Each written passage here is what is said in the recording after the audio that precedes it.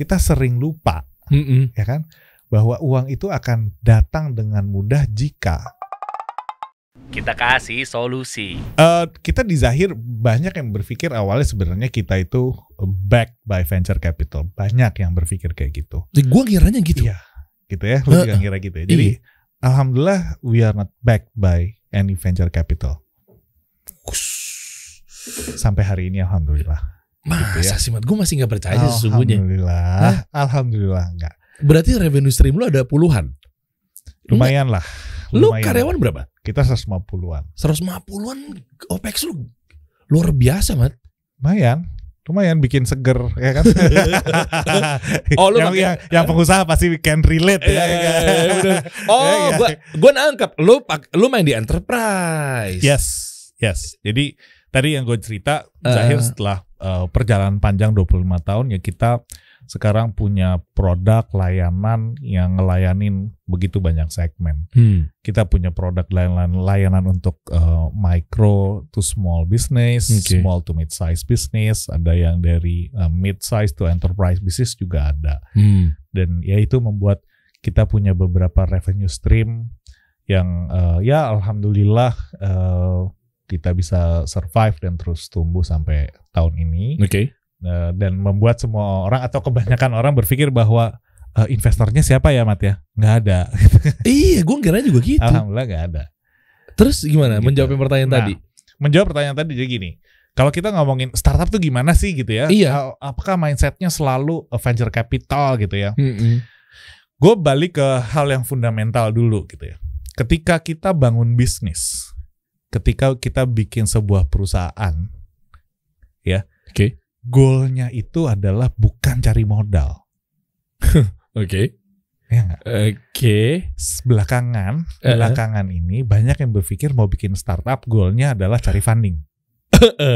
Ya nggak? Iya betul. Padahal fundamental bisnis bukan itu. Tapi fundamental bisnis itu adalah solving others problem. Sebenarnya yang mau lakukan dengan bisnis lu ini apa? Impact apa sih yang lu harapkan dengan adanya bisnis ini? Apa yang lu mau bawa? Itu dulu nih sebelum kita ngomongin yang lain. Nah, sedangkan kadang-kadang orang banyak pikir jump. Kenapa? Gara-gara berita dikit-dikit ini sekian juta dolar, ini sekian juta dolar, ini dapat sekian juta dolar, ya kan? Ini series A, ini udah series B, ini series C. Kok kayak enak banget ya cari duitnya, nggak? Gitu kan? Kayaknya enak banget ya. Nah, itu adalah kendaraan, bukan tujuan. Ya, kalau itu mobil, itu dana, itu katalisator aja, itu bensinnya aja. Tapi kan nggak salah kan kalau pakai visi? Nggak salah. Yang salah adalah kalau berpikir bahwa gue mau bikin bisnis supaya gue nanti dapat funding. Itu biasanya itu anjlok tuh di belakang tuh. Yes, gitu. Mindsetnya. Betul. Yang kedua, ketika lo memulai bisnis, lo harus tahu bahwa ada begitu banyak cara untuk membantu lo sampai ke tujuan yang lo inginkan. Iya. Kalau lo nggak punya tujuan, ya definisiin dulu tujuan yang lo pengen. Gitu ya. Apakah tujuannya, gue kepengen ngebantu sekian juta pengusaha, gue pengen membuat perubahan, gue pengen misalnya dengan adanya gue orang gak lagi pakai produk-produk yang mengganggu lingkungan, misalnya kayak gitu. Itu adalah goal yang lu inginkan. Nah, untuk sampai ke sana ada begitu banyak pilihan. Gue mau sampai ke sana dengan cara dapat funding, karena funding ini akan membantu akselerasi gue untuk sampai ke titik sana. Iya, bisa. Oke. Atau gue nggak mau funding deh, gue mau organik aja. Gue mau bikin bisnis yang making profit dari day one. Dari hari pertama gue making profit, 50-60%-nya gue akan balikin lagi ke company untuk gue invest. Mungkin gak? Mungkin juga sih. Dua-duanya sangat mungkin. Iya. Ya kan? Pertanyaannya adalah kapan atau apakah gue harus pilih yang pakai funding dari venture capital atau yang gue organik ya? Tergantung goal yang lu pengen. Nah, di Zahir kita juga tidak punya ini. Kita nggak bilang bahwa kalau pakai venture capital salah deh, bisnis lu nggak bakal kemana-mana. Nggak juga. Kita nggak bilang gitu. Cuman ada sebuah kesadaran yang luar biasa di kita bahwa Kalau ada orang lain yang involved di sini, apakah mereka bisa menjamin dan kita bisa menjamin bahwa uang ini memastikan bahwa value kita tidak berubah? Oke. Tapi lu berani jamin nggak kalau dia memang ngedrive lebih dalam dan pasti ngedrive? Hampir pasti ya. Masa ya? Ya, hampir dari banyak semua yang gue dengar rata-rata gitu. Jadi tadinya CEO, founder, business owner yang tadinya ngejalanin bisnis fokus ke pelanggannya, fokus ke operationnya. Begitu ada investor, dia harus menambah satu lagi, dia harus fokus sama investornya. Ini alasan lu kenapa Zahir gak mau pakai venture capital salah satunya. Betul. Gitu ya. Atau mungkin belum ada yang pas gitu ya dengan apa yang kita pengen. Cari aja yang venture capitalnya memang yang cuma mindsetnya di atas kertas doang secara kontrak. Ya cuman itu nggak menjamin bahwa value kita nggak berubah. Nah, itu yang kita cari. Dan teman-teman mesti ingat juga bahwa ketika lu cari funding, yang lu cari itu bukan cuma uang harusnya. Tapi yang lu cari adalah smart money. Uang yang datang dengan knowledge, uangnya datang bersamaan dengan network, uangnya datang dengan capabilities lu yang jadi naik, dan seterusnya. Tapi kalau enggak, ada banyak cerita yang dapat funding lalu mati. Oh jelas. Banyak banget. Banyak. Mungkin dia gak demand creation dari kayak podcast gini kali. Makanya dia gak punya loyalis. Gitu. Gitu. Salah satunya ya. Nah, berarti lo mau cari funding nih ceritanya. Enggak ya? Jangan dikompor-komporin. Ayo venture capital yang mau nih.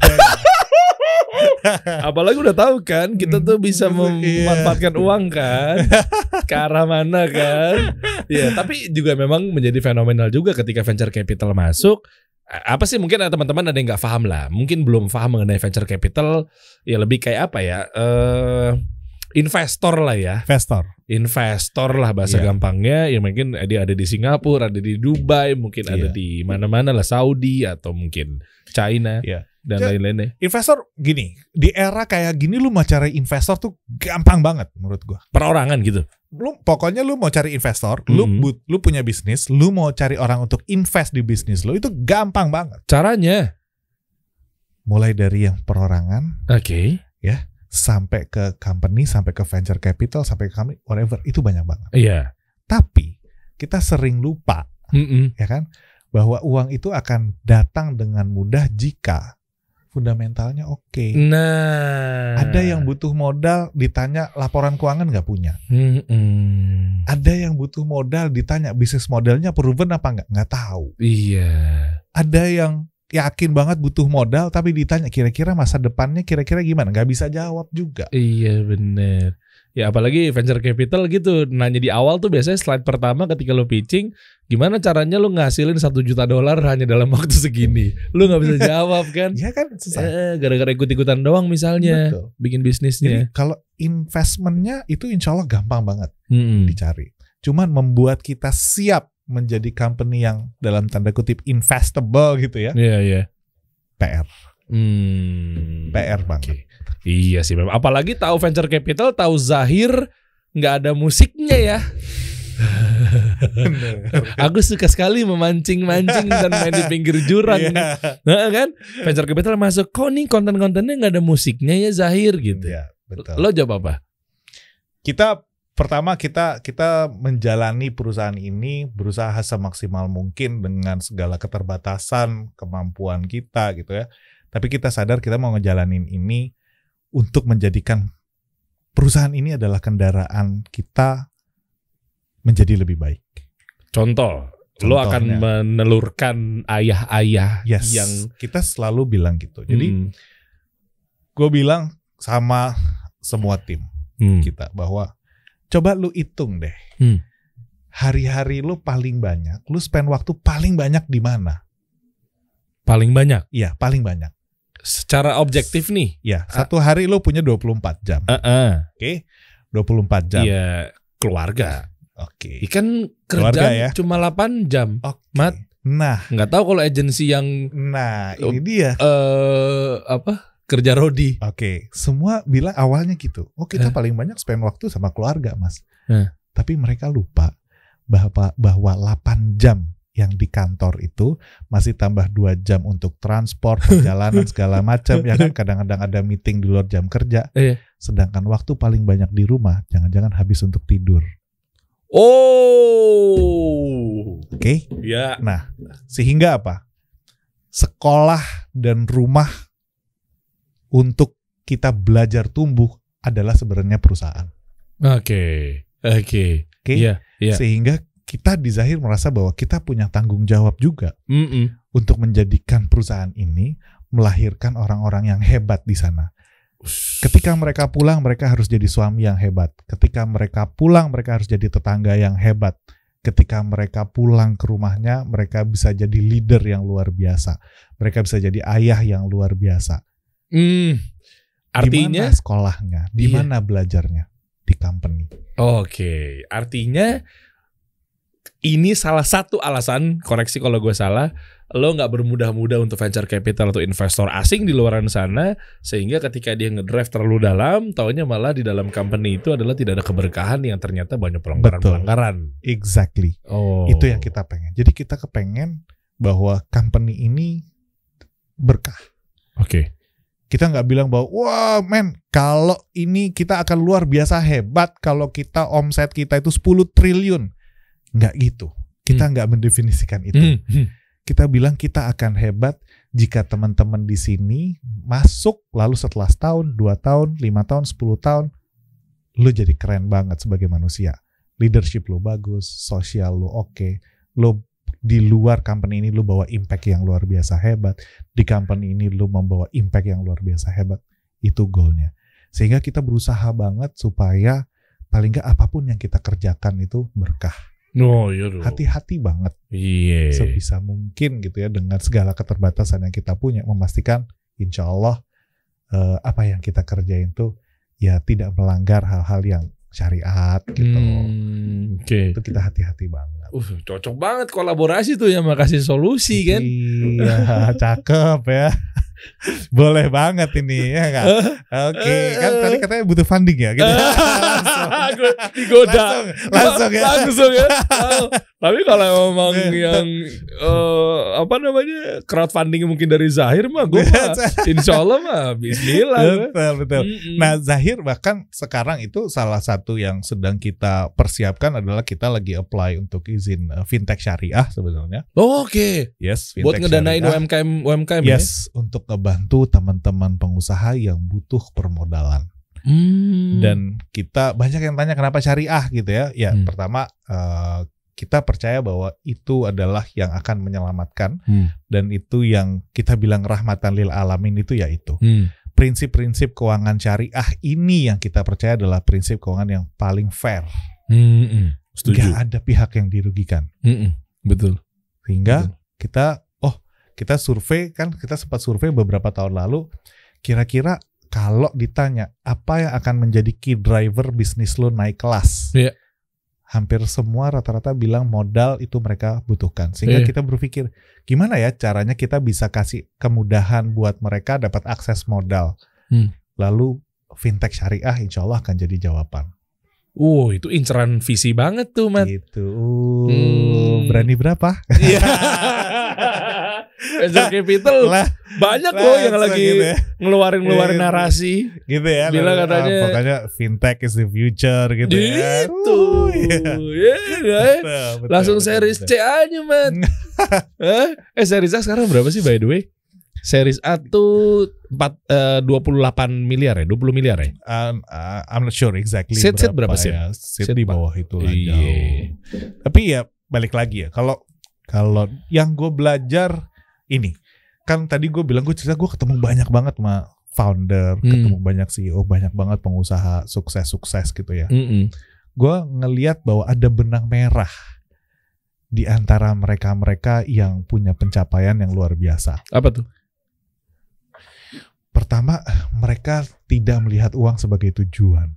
Surprisingly itu. Mereka nggak bilang hampir setiap kali kita duduk, mereka nggak bilang bahwa wah gue mau beli Ferrari, gue mau punya uang sekian. Enggak. mereka rata-rata berpikir bahwa gue kepengen jadiin perusahaan gue ini punya manfaat buat karyawan gue, buat lingkungan gue, segala macam. Oke, tapi lu ketemunya minoritas apa mayoritas? Mayoritas rata-rata begitu. Terus yang mindsetnya, yang bisnisnya sustain ya. Oke, nah, ini ujungnya gue setuju tuh. Yang bisnisnya sustain ya. Iya. Tapi kalau yang mindsetnya bikin bisnis terus IPO terus exit terus sisain berapa persen saham gimana?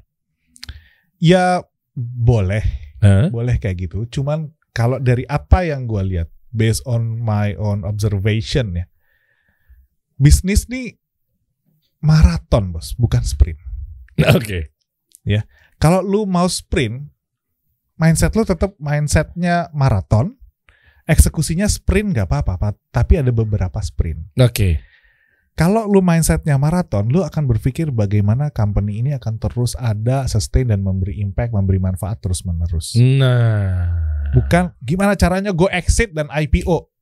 Lu tidak menganggap bahwa company dan bisnis lu itu is your baby, enggak. Ya mainan tinggal ganti lagi. Dan itu buat gua, yang gua lihat adalah sustainability company-nya gimana.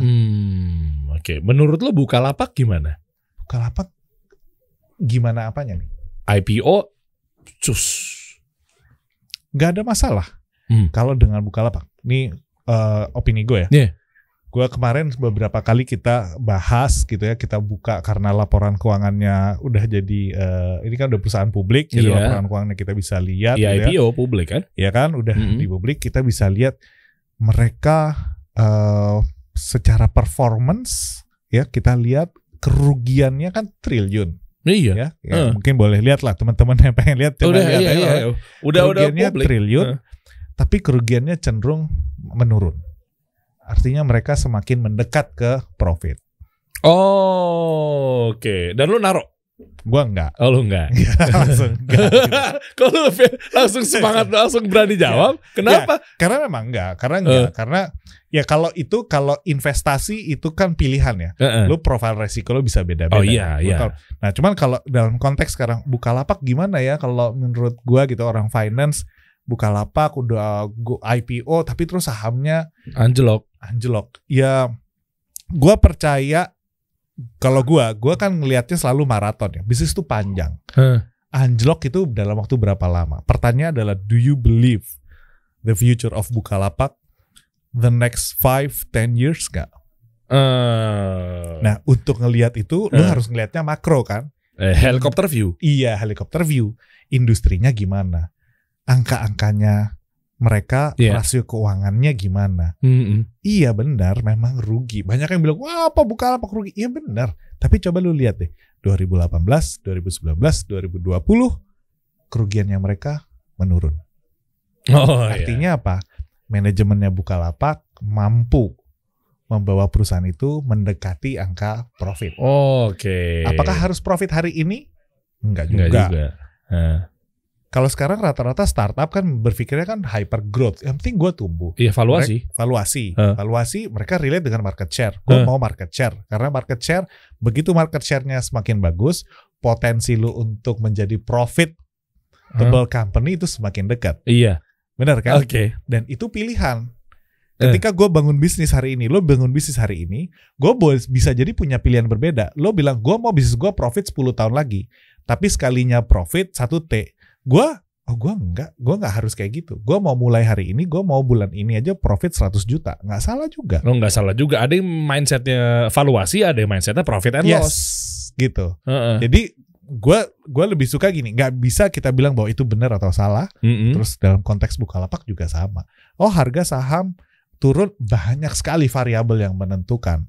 Supply demand harga sahamnya, tapi balik lagi kalau mau nilai secara fundamental aja, lihat performance keuangannya, lihat neracanya gimana, lihat cash flow-nya gimana, lihat P&L-nya gimana, rasio keuangan, dan lu lihat secara makro masa depan industri ini kira-kira lu percaya apa enggak.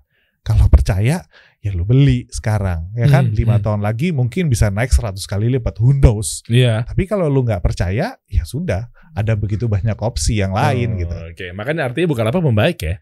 Ya kalau yang gue lihat laporan keuangannya begitu. Jangan-jangan dia udah pakai Zahir tuh. Gue masuk tuh. Kayaknya ini kasih solusi, kita mesti ngomongin pendanaan habis gini langsung. Iya dong, kan katanya Anda sudah mengklaim fintech syariah kan? Insya Allah kita lagi proses di OJK, lagi pengajuan izin, ya mudah-mudahan Allah mudahkan supaya license kita bisa cepat keluar. Amin. Fintech syariah aggregator, funding agent nanti, sehingga nanti ya teman-teman pengusaha UKM begitu butuh modal gitu kan, syariah itu insya Allah bisa lewat platform kita mudah-mudahan. Oh, bukan lewat platformnya kasih solusi ya. Saya udah senang loh di ujungnya. Boleh sih, ya penting tadi fundingnya boleh kita bicarain habis gini. Oke, bocorin dong Zahir sekarang ada apa aja sih? Gue penasaran nih secara detail nih. Oke, boleh dong. Oke, hari ini kita produknya macam-macam ya. Layanan juga kita macam-macam. Kita punya point of sales, kita punya aplikasi pembukuan sederhana banget buat UKM. Lu mau nyatat penjualan, pembelian, biaya yang sederhana. Lu mau lihat bisnis gue hari ini salesnya berapa, profit apa enggak, itu ada. Di level mid size kita punya finance and accounting yang lebih komplit. Lu mau masukin budget perusahaan lu selama setahun, forecasting itu bisa. Terus lu mau connect ke beberapa platform. Kalau lu misalnya bisnis lu rely di beberapa marketplace misalnya, ya kan, penjualan semua di marketplace. Terus gue mau tahu PNL gue gimana ya, tinggal connectin aja nanti ke Zahir. Lu bisa tarik datanya, lu bisa lihat lu making profit or not, cash flow lu sehat apa enggak, itu bisa lihat di Zahir. Lalu yang di level enterprise kita punya ERP. Udah enterprise resource planning ya komplit banget lah ya untuk perusahaan-perusahaan gede yang hari ini mungkin beberapa industri kita serve. Dan tahun depan kita akan fokus di 2 area sebenarnya yang kita lihat lagi menjanjikan banget ya. Apa tuh? Satu F&B, yang kedua retail. Wih, ini menarik nih. Lo masuk ke FMCG jadinya. Kita lihat gini, jadi pengalaman kita bahkan selama 25 tahun di Zahir ya, kita lihat retail itu adalah salah satu perputaran yang cepat. Yes, engine ekonomi kita itu di situ. Jelas. Di situ. Iya. Tapi masih ada banyak PR kan hari ini karena ya even mereka di tokonya beberapa cabang stoknya sisa berapa nggak tahu. Ini margin berapa sih sebenarnya nggak tahu. Kalau gue mau naikin margin gue bulan depan, tahun depan, strategi keuangan gue harus ngapain ya, mereka belum tahu gitu. Nah kita mau masuk ke area itu sehingga membantu mereka bisa naik kelas. Wah, ini mah Masya Allah loh, dibantuin sama Zahir loh. Masya Allah. Wih, punya visi misi emang banyak soalnya Mat. UMKM yang masih nyangkut kendala kayak begitu-begitu. Ada yang lapor ke gue, kan gue juga bina UMKM juga Muslim ya. 6 tahun berjalan, 7 tahun stagnan. Ya kayak gitu kendalanya. Tadi kita sebutin dari awal sampai sekarang nih, begitu-begitu. Itu kendala-kendala UMKM tuh. Betul. Sementara roda perputaran ekonomi kalau dari UMKM-nya bangkit tuh luar biasa. Nah, banyak negara-negara tanpa UMKM anjlok di pas pandemi. Betul. Nah, itu dia makanya di Zahir termasuk kita nyiapin inkubasi bisnis. Kenapa inkubasi bisnis? Karena ada begitu banyak perusahaan yang stagnan dan mereka nggak tahu harus benerin dari mana. Iya. Sedangkan bisnis untuk bisa grow itu butuh memastikan beberapa hal fundamental itu beres. Dan mereka nggak tahu cara beresinnya gimana. Mulai dari lu punya laporan keuangan nggak? Wah, saya butuh modal Pak. Butuh modalnya berapa? Nggak bisa ngitung persisnya. Iya kan? Oh, kalau sekarang hari ini ada investor mau masuk, Anda mau kasih saham berapa? Nggak tahu. Oh iya. Karena laporan keuangannya nggak ada. Iya benar. Ya kan? Nah terus investor mau masuk naruh duit, pegangannya investor apa? Kalau nggak laporan keuangan, ya laporan keuangan. Betul. Ya kan? Nah itu yang harus diberesin. Nah buat teman-teman UKM menurut gue ya itu inkubasi bisnis itu penting untuk memperbaiki banyak hal fundamental. Keuangan mesti beres, ya. Outputnya laporan keuangan lu mesti oke. Bisnis model lu harus proven. Ya kan, revenue stream lo apa aja, cost structure lo apa aja, lu harus bisa jabarin, clear, ya kan? Betul. Itu mesti oke. SDM lo oke, harus benar, ya kan? Kalau enggak, gimana caranya lo mau tumbuh kalau selama 5 tahun, 6 tahun SDM lo nggak ada perubahan, ya kan? Apalagi kalau lo nya sendiri sebagai founder, sebagai business ownernya juga mindsetnya nggak berubah. nggak naik kelas. Yes. PR kan? Makanya Zahir hadir ngebantuin teman-teman UMKM. Iya kan, biar tumbuh terus apa segala macamnya. Yes, kita punya misi itu dan itu yang paling membahagiakan buat kita. Kita lihat pengusaha, kita lihat bisnis naik kelas. Wow. Ditambah lagi lu punya workshop juga buat ngebimbing mereka ya? Yes. Kita punya workshop, kita punya pelatihan, kita punya banyak sekali event untuk ngebantu mereka bisa naik kelas. Wah, ini pada jiper mungkin di luaran sana kali ya. Yang fokusnya mungkin di point of sales doang. Ya, well, ya setiap kan balik lagi seperti yang gue bilang tadi ya. Gue suka kontroversi aja. Setiap bisnis bisa punya goal yang beda-beda. Iya. Dan gini, gue ngelihat bisnis itu bukan game start to finish. Tapi, ini menarik nih. Ya. Kalau misalnya gue ngeliat bahwa oke, ini bisnis, gue main di kategori atau industri A. Oke, ini gue start, lalu gue punya kompetitor banyak gitu ya. Terus ini adalah garis finish yang gue harus selesaikan. Gue nggak ngelihatnya gitu. Tapi gue ngelihatnya adalah bisnis itu adalah sesuatu yang harus panjang banget. Ya, nggak ada garis finishnya. Dan kita tidak berkompetisi dengan other players actually. Kita berkompetisi sama diri kita sendiri, ya kan? To serve our customer better. Itu yang paling sulit. Sehingga apa? Ketika lu bilang bisnis lo gimana? Oh, bisnis gua nggak tumbuh. Oh, karena ada kompetitor ini itu. Sebenarnya problemnya bukan itu. Problemnya adalah karena lo nggak memahami dan nggak mengenali pelanggan lo dan produk lo nggak cukup oke dibanding yang lain. Oke. Ya, sehingga kalau nanti goalnya ngomonginnya kayak gitu, orang lain boleh punya cita-cita beda-beda. Lo sama kita sama-sama bisnis makanan misalnya, kita bisa aja kan bisnis sama-sama bisnis makanan. Ya, bisa. Lo mau punya 1000 cabang, boleh. Salah? Enggak. Lo mau pakai venture capital? Salah? Enggak. Oke. Gua nggak perlu venture capital. Gue punya warung 2. Punya net income 20 juta, itu gue udah happy karena ini udah ngebantu 5-10 keluarga yang kerja di perusahaan gue. Karena goal gue adalah itu. Salah? Enggak. Maka sehingga gue bisa nggak compare bisnis gue sama lo? Nggak bisa. Enggak ketemu. There is no finish line kan. Oh iya. Muhammad Talib. Pantesan lo jadi sekjen AFSI. Waduh. Luar biasa. Siap, abis ini kita ngobrol ya. Siap. Pinter banget. Siap. Ya. Apa. Sebenarnya gue yang belajar banyak banget dari pertanyaan-pertanyaan lo ini ya. Enggak lah.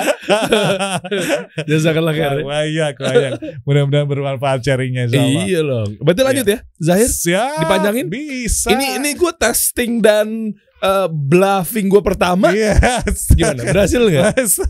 Masuk gitu ya. Kita langsung ngomongin funding habis gini langsung. Thank you, Mat ya. Oke. Thank you. Kita kasih solusi.